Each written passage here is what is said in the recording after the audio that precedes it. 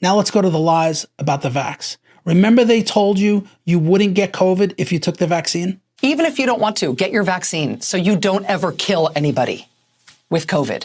You're okay. You're not going to get COVID if you have these vaccinations. Yes, it will protect you, but honestly, it's not for you. It's so you don't kill other people. It's so you don't spread it to other people. When people are vaccinated, they can feel safe that they are not going to get infected. Most of all, it is not for you. It is to keep you from getting it and then spreading it. Our data from the CDC today suggests, that vaccinated people do not carry the virus, don't get sick, and that it's not just in the clinical trials, but it's also in real-world data. Get a shot. Is your fear of the shot really more scary to you than the prospect that you are going to be a vector, spreading a fatal virus to people around you? If you don't get that shot, just get it. Just get it, so you don't spread the fatal virus. That obviously didn't age well. And while I wanted to give this administration a little bit of leeway because this was something we never experienced before, I can't do it. And the reason I can't do it is because of what they did next. They blamed you. They blamed the unvaccinated. They said the reason COVID wasn't going away wasn't because the vax didn't stop the spread. It was because people like you refused to get vaccinated. You were responsible for killing your fellow Americans. Many of us are frustrated with the nearly 80 million Americans who are still not vaccinated. You are the problem. It is the unvaccinated who are the problem, period, end of story. Because frankly, we know that we can't trust the unvaccinated. This continues to be a pandemic of the unvaccinated. It's the unvaccinated who are the threat. The people who are not getting vaccines, who are believing the lies on the internet instead of science, it's time to start shaming them. What else? Or leave them behind. This is a pandemic of the unvaccinated. This is becoming a pandemic of the unvaccinated. Basically punishing the vaccinated for the sins of the unvaccinated. The fact is, this has been a pandemic of the unvaccinated. Unvaccinated.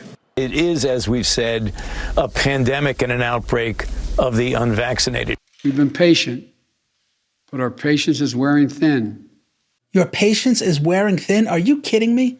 Threatening your fellow Americans like this? And the reason I specify Americans is because while you and Kamala forced every one of us to get the shot, there was one specific group of people who were exempt. You're trying to require anybody with a job or anybody who goes to school to get the COVID-19 vaccine, but you are not requiring that of migrants that continue walking across the southern border into the country. Well, look, our objective is to get as many people vaccinated across the country as humanly possible. And so the president's announcement yesterday was an effort to empower businesses, to give businesses the tools to protect their workforces. That's exactly what we did. But certainly we want everybody to get vaccinated, and more people are vaccinated, whether they are migrants or whether they are workers, protects more people in the United States. But it's a requirement for people at a business with more than 100 people. It is not a requirement for migrants at the southern border. Why? That's correct. Go ahead. That's correct. And then she calls on the next so-called reporter. You see how smug she was? She didn't even answer his question. I never thought I'd see the day where our government turned its power inward to attack her own citizens. Do you realize what she said? You were forced to get this shot if you were an American. But if you were here illegally, you didn't have to take it. Let that sink in. You couldn't go grab dinner or go to a movie without your vaccine card. But the illegals coming across our border from all over the world, including China, were completely exempt from any mandate. We couldn't go outside.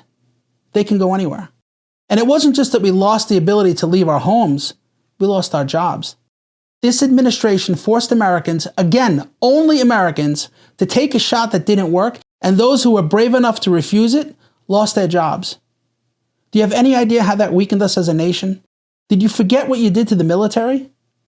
Those who volunteer for service for almost no money, who refused to take the shot, were fired. Thousands of them. And even though that mandate was dropped 2 years later, those who refused to take it still face discipline. And what about the first responders?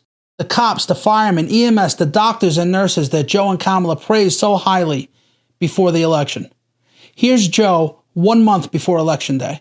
The people who have lost their jobs are those people who have been on the front lines, those people who have been saving our lives, those people who have been out there dying, people who've been putting themselves in the way to make sure that we could all try to make it. And this is what he said right after he took office. As many as 1 in 3 emergency responders in some cities like Chicago, Los Angeles, right here in Baltimore, are refusing to comply with city vaccine mandates. I'm wondering where you stand on that. Should police officers, emergency responders, be mandated to get vaccines? And if not, should they be stay at home or let go? Yes and yes. 2 things that concern me. One are those who just try to make this a political issue. Freedom. I have the freedom to kill you with my COVID. No, I mean, come on, freedom. Losing first responders because of what happened to the Trump economy during COVID seemed to really upset you, Joe. Yet you had no problem firing first responders for not taking the shot.